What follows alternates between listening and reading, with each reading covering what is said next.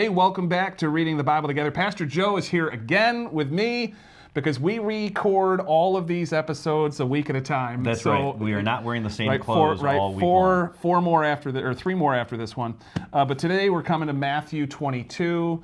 We're going to be reading through the chapter with you and then asking those questions. What's going on? What does it mean? And what are you going to do today? And we'd love to see your answers in the comments. But Pastor Joe, kick it off for us. Absolutely. Matthew chapter 22. Jesus spoke to them again in parables, saying, "The kingdom of heaven is like a king who prepared a wedding banquet for his son. He sent his servants to those who had been invited to the banquet to tell them, 'Come,' but they refused to come.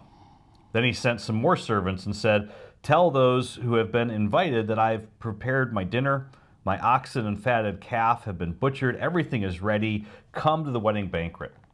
But they paid no attention, and they went off, one to his field, another to his business. The rest seized his servants, mistreated them, and killed them. The king was enraged. He sent his army, and he destroyed those murderers and burned their city. Then he said to his servants, 'The wedding banquet is ready, but those that I invited, they did not deserve to come. So go to the street corners and invite to the banquet anyone that you can find.' And so the servants went out into the streets, and they gathered all the people they could find, both good and bad. And the wedding hall was filled with guests. But when the king came in to see the guests, he noticed a man there who was not wearing wedding clothes. 'Friend,' he asked, 'how did you get in here without wedding clothes?' The man was speechless. Then the king told the attendants, 'Tie him hand and foot and throw him out into the darkness, where there will be weeping and gnashing of teeth. For many are invited, but few are chosen.'" Then the Pharisees went and they plotted how to entangle Jesus in his words. And they sent their disciples to him along with the Herodians, saying, "Teacher, we know that you are true and teach the way of God truthfully, and you don't care about anyone's opinion, for you're not swayed by appearances. Well, tell us then what you think. Is it lawful to pay taxes to Caesar or not?" But Jesus, aware of their malice, said, "Why put me to the test, you hypocrites? Show me the coin for the tax." And they brought him a denarius. And Jesus said to them, "Whose likeness and inscription is this?" They said, "Caesar's." Then he said to them, "Therefore render to Caesar the things that are Caesar's, and to God the things that are God's." And when they heard it, they marveled, and they went away and left him.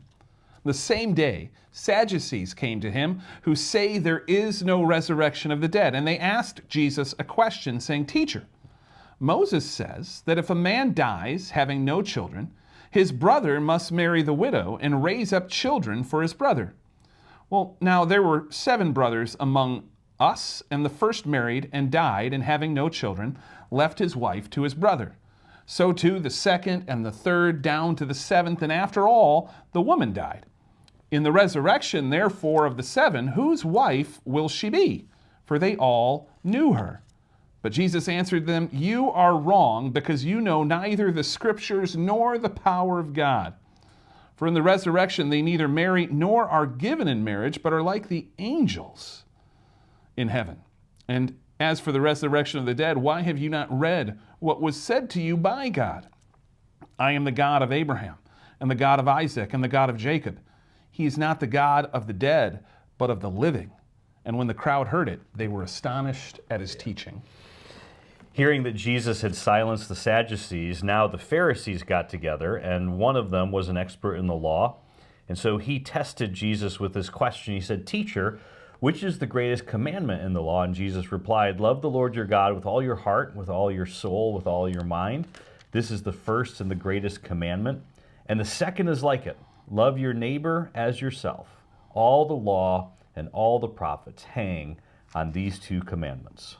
Now, while the Pharisees were gathered together, Jesus asked them a question, saying, "What do you think about the Christ? Whose son is he?" They said to him, "The son of David." Then Jesus said to them, "Well, how is it then that David, in the Spirit, calls him Lord, saying, 'The Lord said to my Lord, sit at my right hand until I put your enemies under your feet'? If then David calls him Lord, how is he his son?" And no one was able to answer him a word, nor from that day did anyone dare ask him any more questions. Woo! Yeah. Oh man, Pastor Joe, we're in the middle of Holy Week as we read today in Matthew 22, but there's a lot going on again, and we want to have those conversations. Yeah. What's the one thing that sticks out to you? I in 22? love how in the picture, like because I always try to picture the event you're reading about, right? And you've got these different groups. The Sadducees, they tried their best attempt. The Pharisees tried their best attempt.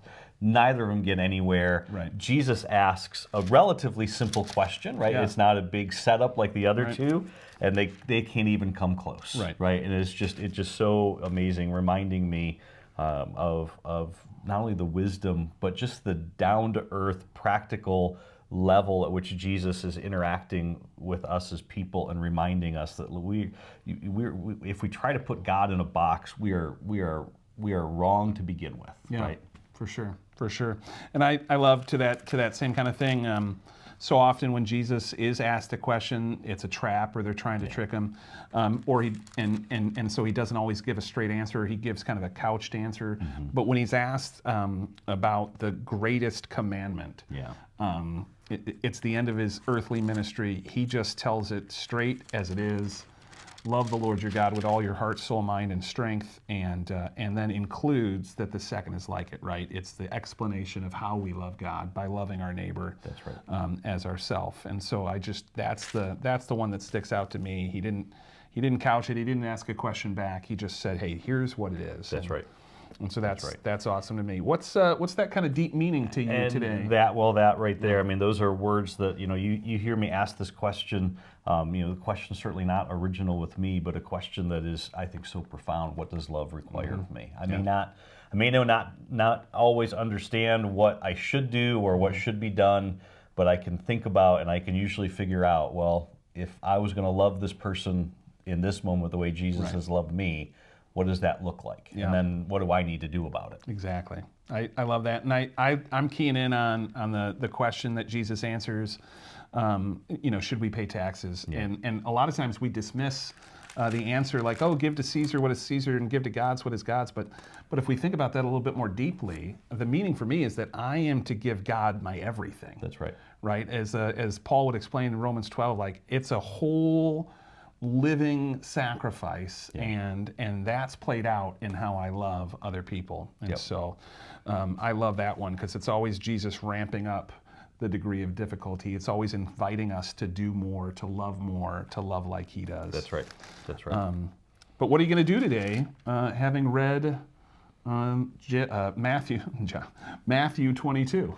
I'm going to remember that in all these interactions, right, at the end of the day, what I'm called to do the most is to love people who've been made in the image of God the way that Jesus has loved me. And so I always look for the opportunity to try to be kind, to try to be gracious, to try to be patient, to remember that whatever my agenda is for this day, God's agenda may be different and is usually different than mine, but there's never a reason for me not to treat an individual with patience, with dignity, with kindness, no matter what's going on. I feel like that's got to be the answer, right? Love God, love others. Every single one of us made in the image of God. So I'm going to take that too. I hope every one of you watching just types that in the comments, just so that we can say love God, love others, and that's going to be the kind of people we are. That's right. At Faith, and I love that. But we'd love to hear from you. Questions you can send us via email. You can drop them in the comments, or you can ask them in person. But Joe, thanks again for joining us. Thanks for having me. Thank you. Yep, we'll see you tomorrow.